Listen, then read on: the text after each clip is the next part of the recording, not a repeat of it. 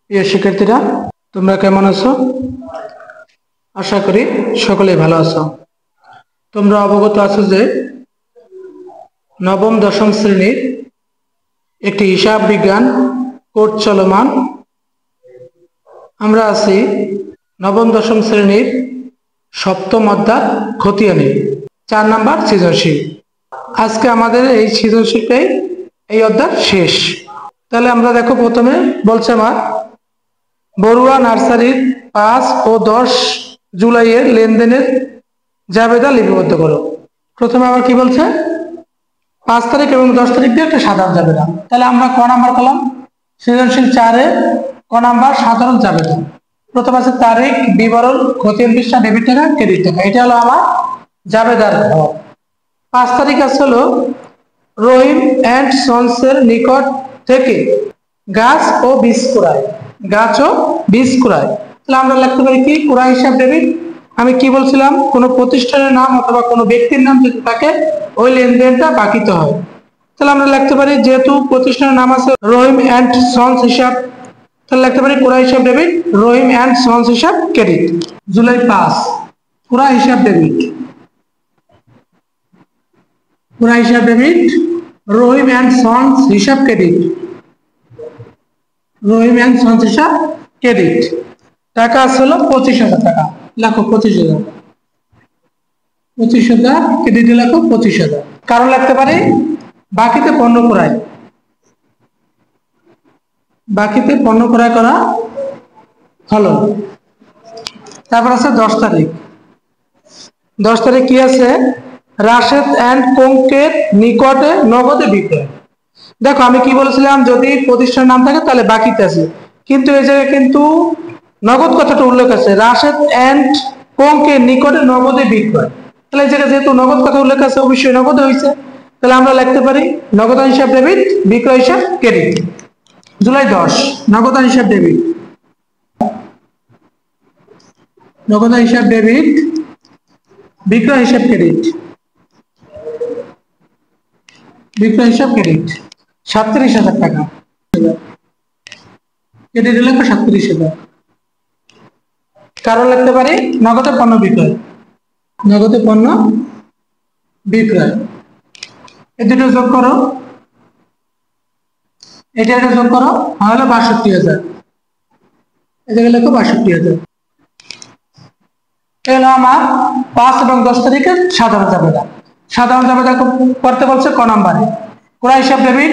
প্রথম আছে রহিম অ্যান্ড সন্সের নিকট থেকে পণ্য ক্রয়, জাবেদা কি ক্রয় হিসাব ডেবিট, রহিম অ্যান্ড সন্স হিসাব ক্রেডিট।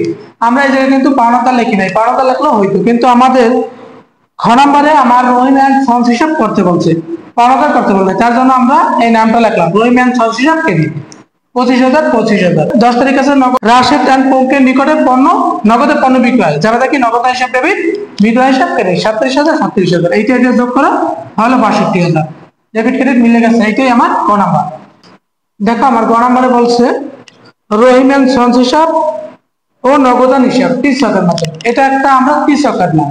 কৃষকের প্রথমে দুইটা ভাগ হয়, এই প্রথমে ভাগ করলাম, এটা ডেবিট সাইড, এটা হলো ক্রেডিট সাইড। ডেবিট সাইডের মধ্যে একটা টাকার খরচ আছে, একটা জাবেদা পৃষ্ঠা আছে, একটা বিবরণ আছে, একটা তারিখ আছে। আবার ঠিক ক্রেডিট পাশে একই রকম তারিখ আছে, বিবরণ আছে, জাবেদা পৃষ্ঠা আছে, আর টাকা আছে। এটা হলো ডেবিট পাশ, এটা হলো ক্রেডিট পাশ। এটা হলো আমার একটা কৃষক। করতেছে রহিম অ্যান্ড সন্স হিসাব। আমরা কিন্তু হিসাব করে কি রহিম অ্যান্ড সন্স হিসাব, তাই ভিতরে কিন্তু আমরা রহিম অ্যান্ড সন্স হিসাব লিখতে পারবো না, বিপরীতটি লিখতে হবে। তাহলে প্রথমটা আমার 5 তারিখ কি ছিল, ক্রয় হিসাব ডেবিট, রহিম অ্যান্ড সন্স হিসাব ক্রেডিট। কোথায় আছে রহিম অ্যান্ড সন্স, ক্রেডিট পাশে লিখবো, কোন পাশে, ক্রেডিট পাশে। বিপরীতটি কি, ক্রয় হিসাব, লেখো ক্রয় হিসাব। জুলাই 5 ক্রয় হিসাব, ক্রয় ছিল কত, 25,000 টাকা, লেখো 25,000। রহিম অ্যান্ড সন্স হিসাব ছিল 25,000, 25,000 লিখলাম। একটা শেষ। আমরা করতেছি রহিম অ্যান্ড সন্স হিসাব, ভিতরে কিন্তু রহিম অ্যান্ড সন্স হিসাব লিখতে পারবো না, বিপরীতটি কি, ক্রয়, ক্রেডিট পাশে রহিম অ্যান্ড সন্স হিসাব আছে, ক্রেডিট পাশে লিখলাম আমরা ক্রেডিট পাশে, বিপরীতটি কি, ক্রয় হিসাব, ক্রয় হিসাব। 25,000, 25,000।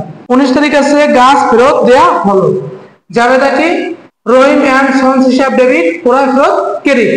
আমরা কি হিসাব করি, রহিম অ্যান্ড সন্স হিসাব। রহিম অ্যান্ড সন্স হিসাব আছে কোথায়, আছে হলো ডেবিট পাশে, বিপরীতে কি, ক্রয় ফেরত, লেখো ক্রয় ফেরত। 19 জুলাই 19 ক্রয় ফেরত হিসাব।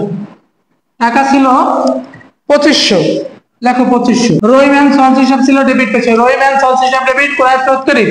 রহিম্যান সঞ্চ হিসাব আছে ডেবিট পেশে, আমরা লিখলাম ডেবিট পেশে, বিবৃতি ক্রয়। এখন দেখো আর আমার রহিম্যান সঞ্চ হিসাব নাই, দুটো যোগ করো, যে পেশে বেশি দোনো পাশে সমানভাবে লিখে দাও। ক্রেডিট পেশে বেশি আছে, ক্রেডিট পেশে 25,000 লিখলাম, ডেবিট পেশে 25,000, ব্যালেন্সের ঘরে 25,000 টাকা লিখলাম। আমার এই পাশে কিন্তু 25,000 টাকা নাই, এই পাশে আছে 25,000, এই জায়গায় আছে 2200, তাহলে আমার ঘাটতি কত? ঘাটতি হলো 22,500, যে টাকাটা ঘাটতি ওইটা বলে ব্যালেন্স সিডি। তাহলে আমরা লিখতে পারি জুলাই হলো 31 তারিখ, 31শে July balance CD, balance CD, balance CD আছে 22,500, এই 22,500 আমার যে টাকাটা ঘাটতি ওইটা হলো ব্যালেন্স সিডি। এইটা আবার পরের মাসে 1 তারিখ ব্যালেন্স বিডি করে দিতে হবে। জুলাইয়ের পর কি August, August 1 balance BD, balance BD, balance CD করছিলাম 22,500, ব্যালেন্স ছিলাম 22,500, ব্যালেন্স বিডি করে দিলাম 22,500। এই হলো আমার রহিম্যান সঞ্চ হিসাব। দেখো রহিম্যান সঞ্চ হিসাব ছিল প্রথমে ছিল 5 তারিখ, 5 জুলাই ছিল রহিম্যান সঞ্চের নিকট থেকে পণ্য ক্রয়, জাবেদা ছিল ক্রয় হিসাব ডেবিট, রহিম্যান সঞ্চ হিসাব ক্রেডিট। রহিম্যান সঞ্চ হিসাব আছে ক্রেডিট পাশে, লিখলাম আমরা বিবৃতিটি ক্রয় 25,000 25,000। আর একটা আছে 19 তারিখ গ্যাস ফেরত দেওয়া হলো, জাবেদা হলো রহিম্যান সঞ্চ হিসাব ডেবিট, ক্রয় ফেরত ক্রেডিট। বিবৃতি রহিম্যান সঞ্চ হিসাব আছে ডেবিট পাশে, লিখলাম ডেবিট পাশে, বিবৃতিটি ক্রয় ফেরত ক্রয় ফেরত আছে 2500 এই পাশে আছে 25,000, দোনো পাশে 25,000 সমান করলাম ব্যালেন্সে। এখন এই পাশে আছে ঘাটতি আছে কত? 25,000 থেকে 2500 বাদ দাও, হলো 22,500, এই 22,500 হলো ব্যালেন্স সিডি। এটা আবার পরের মাসে 1 তারিখ বিডি করে দাও, ব্যালেন্স বিডি 22,500। এই হলো আমার রহিম্যান সঞ্চ হিসাব। আরেকটা বলছে আমার নগদান হিসাব। দেখো নগদান হিসাব টিসকে, নগদান হিসাব টিসকের মাধ্যমে নগদান হিসাব করব। 10 তারিখ আছে রাশেদ এন্ড কোংকের নিকটে নগদে পণ্য বিক্রয়, যাবে কি নগদান হিসাব ডেবিট, বিক্রয় হিসাব ক্রেডিট। নগদ আছে কোন সাইডে? ডেবিট সাইডে, লেখো কোন সাইডে? ডেবিট সাইডে, বিপরীতে বিক্রয়, লেখো বিক্রয়। 10 জুলাই বিক্রয়, বিক্রয় হিসাব টাকা ছিল 37,000, লেখো 37,000। আর আছে 30 তারিখ কর্মচারী বেতন প্রদান, যাবে কি বেতন হিসাব ডেবিট, নগদান হিসাব ক্রেডিট। নগদ আছে কোথায়? ক্রেডিট সাইডে, লেখো কোন সাইডে? ক্রেডিট সাইডে, বিপরীতে কি বেতন। এটা হচ্ছে 30 জুলাই 30 বেতন হিসাব আছে হলো 4,500, লেখো 4,500। আরেকটা আছে হলো 31 তারিখ বিজ্ঞাপন ব্যয়, যাবে কি বিজ্ঞাপন হিসাব ডেবিট, নগদান হিসাব ক্রেডিট। নগদ আছে কোথায়? ক্রেডিট সাইডে, বিপরীতে কি বিজ্ঞাপন, লেখো বিজ্ঞাপন, বিজ্ঞাপন হিসাব টাকা আছে 1500, লেখো। এবার আমার বড় আছে কোন সাইডে? ডেবিট সাইডে, তার দোনো পাশে সমানভাবে লিখি 30,000, এই পাশে লেখো 37,000। তাহলে দেখো আমার এই ডেবিট পেশা ছিল 37,000, আমি ব্যালেন্সে লিখলাম 37,000, ক্রেডিট পেশা 37,000 লিখলাম, কিন্তু আমার ক্রেডিট পেশা কিন্তু 37,000 নাই, আছে কত? এই হচ্ছে 4500 এবং আছে 1500, হলো 6,000। আমার ক্রেডিট পেশা আছে টাকা কত? 6,000। এই 6,000 37,000 থেকে এই 6,000 বিয়োগ করো, থাকে হলো 31,000। 31,000 হলো ব্যালেন্স সিডি, সিডি যে টাকাটা ঘাটতি আছে ওইটাই ব্যালেন্স সিডি, 31,000 টাকা। এই 31,000 টাকা আমার ঘাটতি, ব্যালেন্স সিডি। এইটা আবার পরের মাসে 1 তারিখ আমরা ব্যালেন্স বিডি করে দেবো, এই নিজ সোজা লাগবে August 1 balance BD 31,000, balance BDO 31,000 টাকা লেখা দাও। এই হলো আমার নগদান হিসাব। দেখো নগদ আমার ছিল প্রথমে ছিল 10 তারিখ, নগদে পণ্য বিক্রয় করছে, যাবে কি নগদান হিসাব ডেবিট, বিক্রয় হিসাব ক্রেডিট। নগদ আছে ডেবিট পাশে, টাকা লাগবে ডেবিট পাশে, বিবৃতি কি বিক্রয় হিসাব, লিখলাম বিক্রয় 37,000 37,000 টাকা। পর আছে 30 তারিখ বেতন প্রদান, যাবে কি বেতন হিসাব ডেবিট, নগদান হিসাব ক্রেডিট। নগদ আছে ক্রেডিটে, তার জন্য লিখবো আমরা ক্রেডিটে, বিবৃতি কি বেতন হিসাব, বেতন হিসাব লিখলাম 4500। 31 তারিখ আছে বিজ্ঞাপন প্রদান, যাবে কি বিজ্ঞাপন হিসাব ডেবিট, নগদান হিসাব ক্রেডিট। নগদ আছে কোথায়? ক্রেডিট পেশে, লিখবো কোথায়? ক্রেডিট পেশে, বিপরীতে থেকে বিজ্ঞাপন, বিজ্ঞাপন 1500। এখন দেখো 37 এই পেশে আছে 37,000, এই পেশে আছে 6,000, কিন্তু আমার ব্যালেন্সে 37,000 37,000 লিখতে হইবে, 37,000 37,000 লিখতে হবে। এই পেশে যোগ করলে 6,000, 6,000 37,000 থেকে 6,000 টাকা বিয়োগ করে থাকলে 31,000, এর হলো ব্যালেন্স সিডি। এটা আবার পরের মাসে 1 তারিখ করে দাও, ব্যালেন্স বিডি। এই হলো আমার নগদান হিসাব। খ নাম্বার শেষ, এখন করব আমরা গ নাম্বার। ক্রয় হিসাব, বিক্রয় হিসাব, বেতন হিসাব ও বিজ্ঞাপন হিসাব চলমান জের সাথে, আমরা চলমান জের সাথে গ নাম্বারটা করবো। 4টা খতিয়ান চাইছে। দেখো দেখো আমার 5 তারিখ ছিল রহিম এন্ড সন্সের নিকটে পণ্য গাছ ও বীজ ক্রয়, যাবে কি ক্রয় হিসাব ডেবিট আর রহিম এন্ড সন্স হিসাব ক্রেডিট। তাহলে আমার ক্রয় আছে কোথায়? ডেবিটে। টাকা লাগবে কোথায়? ডেবিট পাশে। বিপরীতে কি? রহিম এন্ড সন্স হিসাব। জুলাই 5 রহিম এন্ড সন্স হিসাব, রহিম এন্ড সন্স হিসাব।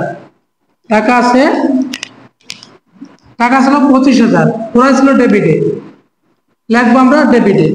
বিপরীতে কি? রহিম এন্ড সন্স হিসাব। টাকা আছে ডেবিটে, ব্যালেন্সে লেখো ডেবিটে।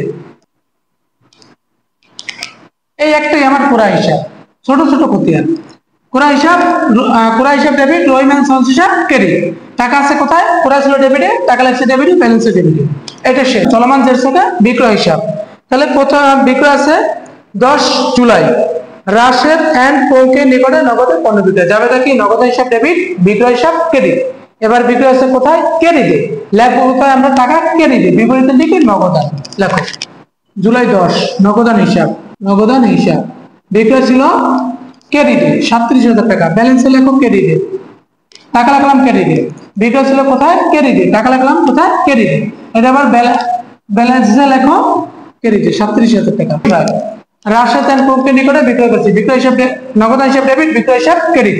বিক্রয় আছে আমার ক্রেডিটে, টাকা লাগবে ক্রেডিটে, বিপরীতের দিকে নগদান, দেখলাম নগদান 37,000 টাকা, 37,000 টাকা। শেষ। এটা পরটা বলছে আমার বেতন হিসাব। চলমান জের সাথে বেতন হিসাব। বেতন আসলে কর্মচারী বেতন দেওয়া হলো, যাবে কি বেতন হিসাব ডেবিট, নগদ হিসাব ক্রেডিট। বেতন আছে কোথায়? ডেবিটে, আমরা টাকা লাগবে কোথায়? ডেবিটে। বিপরীতের দিকে নগদান, নগদান হিসাব, নগদান হিসাব।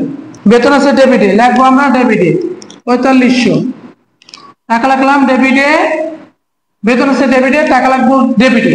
বিপরীতের দিকে নগদান। যেহেতু বেতন করি ভিতরে কিন্তু আমরা বেতন কথা লিখতে পারবো না। 4500, এটা ব্যালেন্সে লেখো 4500। এটাই শেষ। যাবে কি বেতন হিসাব ডেবিট, নগদ হিসাব ক্রেডিট। বেতন হিসাব করি ভিতরে বেতন লিখতে পারবো না, বিপরীতের দিকে নগদান। বেতন আছে ডেবিটে, টাকা লাগলাম ডেবিটে, ব্যালেন্স ডেবিটে ডেবিটে যোগ করলাম। এটা টাকা আছে ডেবিটে, ব্যালেন্সে গিয়ে লিখলাম ডেবিটে। চলমান জের সাথে বিজ্ঞাপন হিসাব। বিজ্ঞাপন ব্যয়, যাবে কি বিজ্ঞাপন হিসাব ডেবিট, নগদান হিসাব ক্রেডিট। বিজ্ঞাপন আছে কোথায়? ডেবিটে, টাকা লাগবে কোথায়? ডেবিটে। বিপরীতের দিকে নগদান। জুলাই 31 নগদান, নগদান হিসাব। বিজ্ঞাপন ছিল ডেবিটে 1500 টাকা, লেখো 1500, বিপরীতে লিখলাম বিবরণে করে নগদান। টাকা লাগলাম ডেবিটে, ব্যালেন্সে গিয়ে লেখো ডেবিটে 1500। এই হলো আমার সপ্তম অধ্যায় 4 নম্বর সৃজনশীল। তোমরা জানো যে আমরা সকল অঙ্কগুলো কিন্তু আধুনিক নিয়মে করে থাকি, তাই তোমরা পুরাতন নিয়ম করার কোনো প্রয়োজন নেই। বর্তমান পৃথিবীতে আধুনিক নিয়ম ফলো করে, তাই তোমরাও সকলে আধুনিক নিয়মের অঙ্ক করবা। আর আধুনিক নিয়মের অঙ্ক পেতে হলে সকলে আমাদের সাথে থাকবা এবং আমাদের চ্যানেল ফলো করবা। আজকে আমরা সপ্তম অধ্যায় শেষ করলাম। আগামী ক্লাসে হয়তো নতুন একটা চ্যাপ্টার নিয়ে আলোচনা করব। সবাই এই পর্যন্ত সবাই ভালো থাকো, সুস্থ থাকো, আল্লাহ হাফেজ।